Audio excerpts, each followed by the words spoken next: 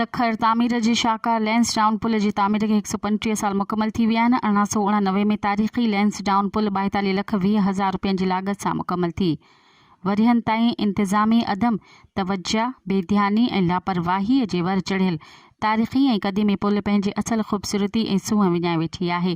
तारीख़ी लैंसडाउन पुल जी लावारसी मुतलक़ दाख़िल पटिशन ते सिंध हाई कोर्ट जी हुकूमत ते लैंसडाउन पुल जी ख़ूबसूरती जी बहाली लाइ सकाफ़त ऐं सियाहत खाते पारां कमु शुरू कयो वियो आहे। तरक़ियाती कम सबबि वॾे अरसे बाद रोड़ी वटां ईंदे पुल जी शुरूआति में हिकु सुरंग सफ़ाईअ दौरान ज़ाहिर थी आहे, जेका रोड जे हिकिड़े पासे खां शुरू ऐं ॿिए पासे खां ख़तमु थिए थी। मुख़्तलिफ़ मरहलनि में कमु करे हिन तारीख़ी पुल खे हिकु सियाहती माॻ बनाइण जी मनसूबाबंदी कई वई आहे।